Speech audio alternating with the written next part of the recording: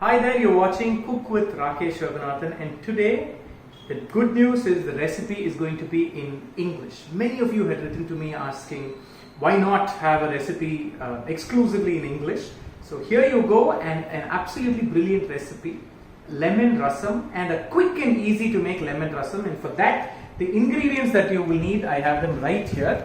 I have 1 tomato that I have chopped like this, 3 green chilies that I have split, then a thumb size of chopped ginger, 1 lemon that I am going to be taking the juice out of, a half a teaspoon of asafoetida hing, some rasam powder. I will tell you how this can be done, half a teaspoon of whole black pepper.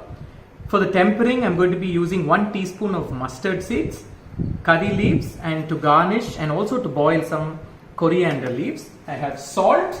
I also have some ghee for the tempering, and here I have, if you can take a closer look at that, 100 grams of tur dal that I have cooked in water. I have pressure cooked them 1:3 and pressure cooked, and I have beaten the tur dal till it's nice and velvety. If you look at the consistency here, it's nice. You won't be able to see the dal at all.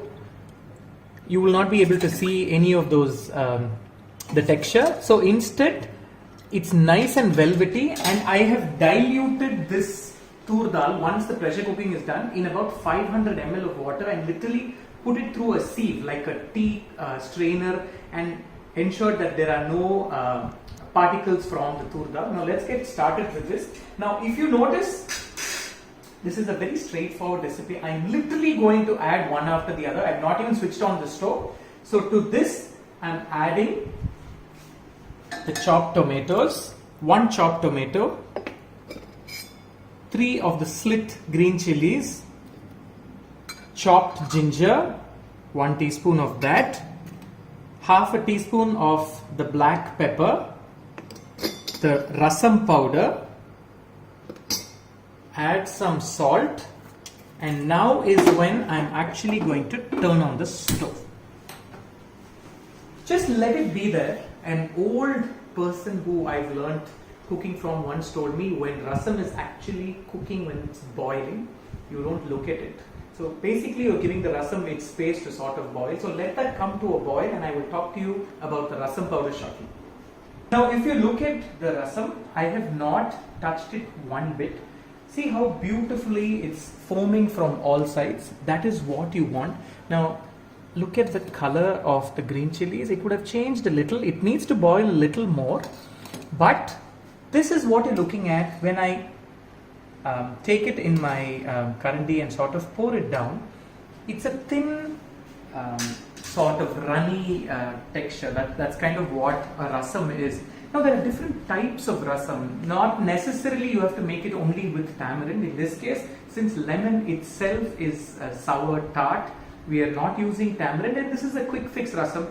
Now instead of me adding lemon juice, I can even add pineapple juice and pineapple pieces and make that lemon rasam. So there are, in my journey to document South Indian food across the south of India, I've discovered more than 500 to 700 different varieties of rasam made by certain communities of people, and the rasam is influenced by their local produce, by the community practices, by personal tastes and preferences in every family. So once this has now come to a boil, I'm going to be adding my coriander leaves, because you layer the rasam. You don't add everything together. In this case, I know we did add everything, but the coriander sort of needs that time to cook with the rasam. So you add that at that stage, and you keep letting it boil. Give that a mix now. And what's important in a rasam, in Tamil they call it the nadu kodi, or the center sort of boil. Now if you notice the foam that comes right in the center with bubbles all around, that's what we are looking for. I have added salt, but do check at this stage if salt is alright. Now a little bit more time it needs to boil, and then we will finish it off with some lemon juice and do the tempering. The rasam powder that I use today is something that we've made at home, but for those of you who don't get rasam powder in your part of town, What you can do as a quick fix is just roast a teaspoon of whole black pepper and 2 teaspoons of cumin seeds, jeera. Just dry roast it and powder it coarsely like the way I powdered the whole black pepper, and you can add that instant. You could also add some coriander seeds, maybe a teaspoon of that, roast it along with that and add it to this. But you know, honestly, when you add a little bit of the rasam powder or sambar powder, it doesn't matter, because this takes the flavor of the ginger and the lemon juice that's being added.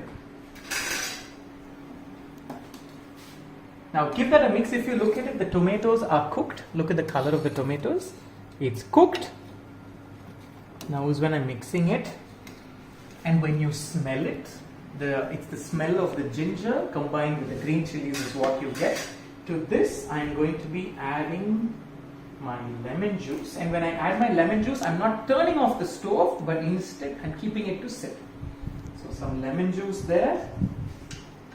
This really is to your taste and preference. You could add the lemon if you wanted just the flavor, maybe like half a lemon.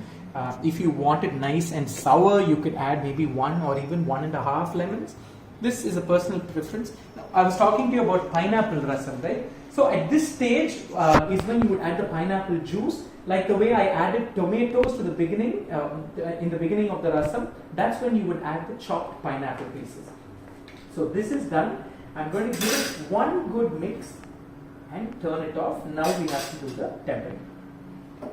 For the rasam, now that the actual rasam is done, we need to temper. And here in my small kadai, I have about half a teaspoon of ghee and half a teaspoon of regular oil, not coconut oil. It could be either peanut oil or sesame oil, because that is what actually enhances the flavor of ghee. You mix both oils together.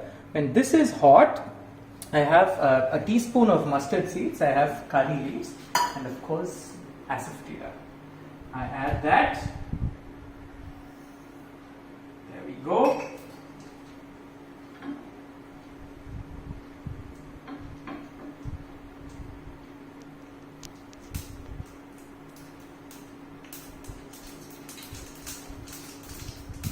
So once that crackles, the asafoetida powder,